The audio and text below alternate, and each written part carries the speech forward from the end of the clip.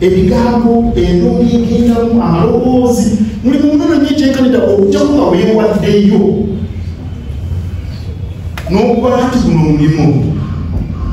abantu tegusobola kubanyumira era tumanyi nti mukusanyusa abantu ebikyalakyalala abantu ekyo kibeerawo namwe nebamuyima nalaba matiyalo yima nagenda okumulaba wano bakivale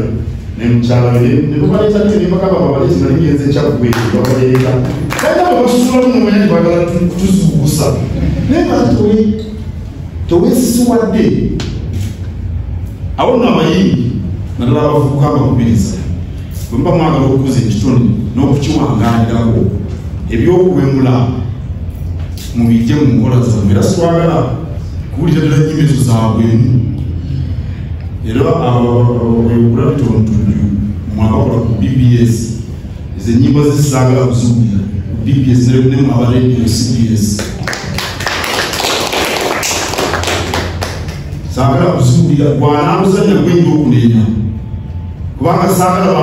bayambi waffe gyenabeebudu bamubuze nti biki ebigenda maaso ye saasagala wakomamubirisi mugamba nti naye kiyembo babagala okukyusa bakyuse nozanga ebitonde babirina naye bapapapapa bagala tutumulya amangu ebitonde babirina bagende mpola nokugumiikiriza bajja kutuuka ku buwanguzi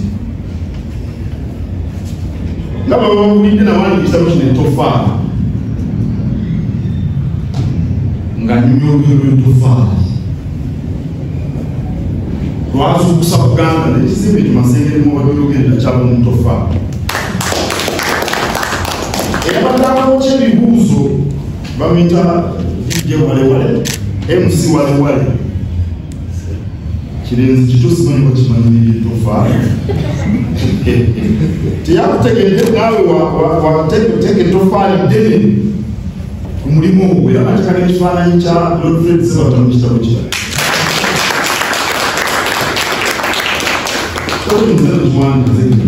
nga mwebaza kubanga abantu bayimba ennyimba nnyingi ezifa ku tofaali era omukulu omulimupo n'emirimu gyenkola ekifaananyi nekiteekawo nga bwe mumulaba ekitabo kitugenda kimutonera ng'atuwandiise bw'anaava mu konsati atuula akisome ojja kukiwomberwa ojja kutegeera n'amakulu amakusike ddala agali mu tofaali twali kuzuukusa abantu ba Buganda okubalaga tusobola okubeerwa nako netwekolera ebintu byaffe ekizimbe ekyo mukiraba kyakirabayo emyaka 4 tetwakizimba ekitabo kino ngenda kukikutonera konsati yano akutaano sijja kusobola kubeerawo naye owekitiibwa twakawaazo omunyuka wakatikkira asooka yajja okulembera ekibinja ky'abaminisita bajja emirimu gyange mingi ate okusolowa buno bwe butaka bwaffe sebukulu tegenda kutuuka oyinza okugenda erisinga okulaba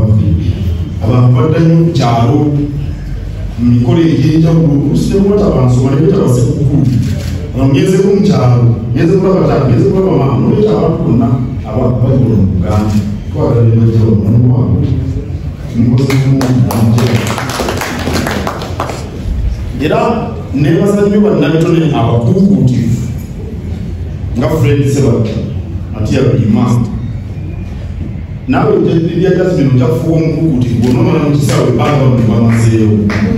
naye mbeebaza kubanga Fred Sebata kubanga kikuliko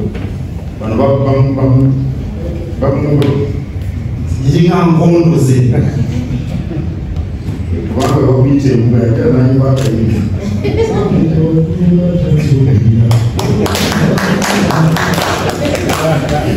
bw'oba ojja emuga ojyomedde tuli kuwono naye byebebazaako biri mu biti 5 Fred Sebata kimwebazaako kiri mu biti 5 ekisooka azinirya obuwangwa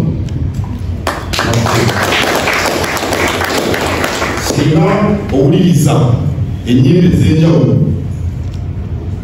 tetuyinza okwogera ebyobuwangwa ne tusibye obudde naye akayimba kamu kayinza okukola omulimu ffe gwe tukoledde emyaka n'emyaka azimbye oluganda ekyo kyakubiri ennaku zino tusosowaza oluganda era tukubiriza abantu bayige ennimi zaabwe n'obuwangwa obulamu. Ekyewuunyisa bw'osanga abagwira n'omulooba kama tumanyi lulimi lwo bakunyooma nnyo ate bw'obanyumiza obuwangwa bwo bakwesimisa. Twali wano nnoze era mu kisenge wano nali nyumiza bwe nali nabo mu Amerika ensambi mu Amerika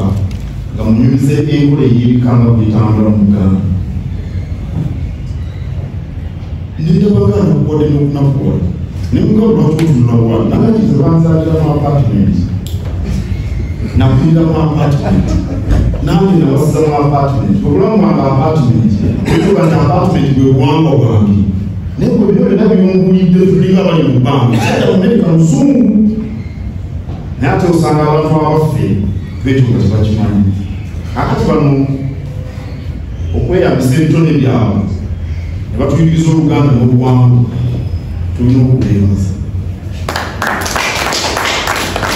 Ekyokusatu okusomesa n'okuyigiriza mu luyimba olwo lwe lw'omwana mulimu ebyokuyiga bingi okweraga okubimanya. Omusajja Ssemaka yandibadde alina buvunaanyizibwa ki emirimu gyonna omukyala yamubuuza amaduka googamula ebyogera